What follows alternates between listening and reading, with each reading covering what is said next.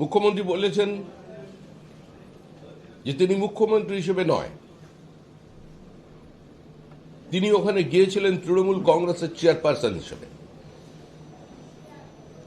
Z plus category security মুখ্যমন্ত্রী যেখানে যাবেন স্বাভাবিকভাবেই নাকি সেখানে যাওয়ার প্রয়োজন আছে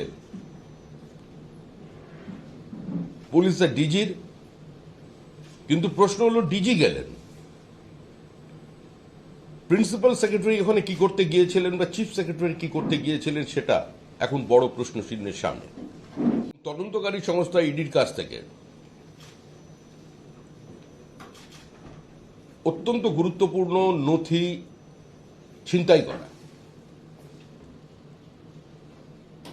রাজ্যের চিফ সেক্রেটারি, প্রিন্সিপাল সেক্রেটারি, রাজ্য পুলিশের ডিজিকে সঙ্গে নিয়ে, এবং সেখানে এমন একাধিক ব্যক্তি উপস্থিত ছিলেন যারা সরকারি আধিকারিক নন। মুখ্যমন্ত্রী বলেছেন যে তিনি মুখ্যমন্ত্রী হিসেবে নয়, তিনি ওখানে গিয়েছিলেন তৃণমূল কংগ্রেসের চেয়ারপারসন হিসেবে। জেড প্লাস ক্যাটাগরি সিকিউরিটি মুখ্যমন্ত্রী যেখানে যাবেন স্বাভাবিকভাবেই নাকি সেখানে যাওয়ার প্রয়োজন আছে পুলিশের ডিজির?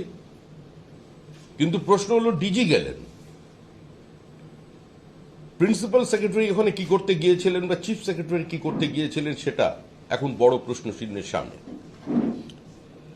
গতকাল সুপ্রিম কোর্টের যে নির্দেশ এবং সুপ্রিম কোর্টের যে অবজারভেশন, তাতে কার্যত সারা ভারতবর্ষের সামনে পশ্চিমবঙ্গের মুখ পুড়ল।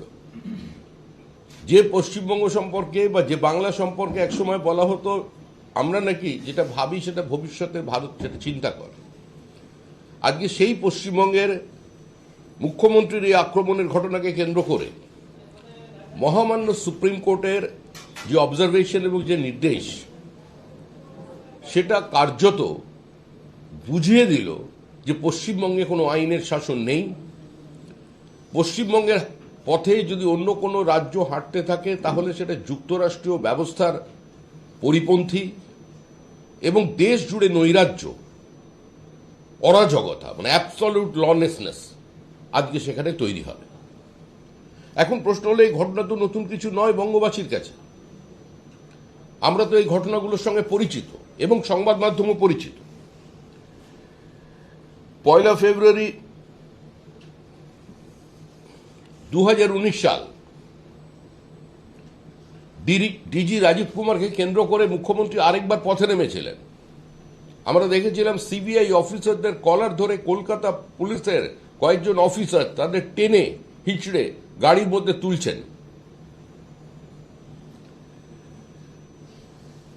2রা মে নারদা স্ট্রিং অপারেশনকে কেন্দ্র করে মুখ্যমন্ত্রী আবার পথে নেমেছিলেন।